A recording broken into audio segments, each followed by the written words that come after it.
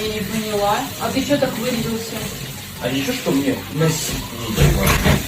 Может, ты еще малевчик на нем? Серьезно?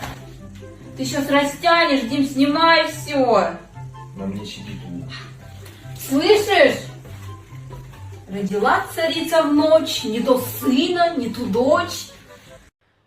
Я доверяю своему мужу. Еба.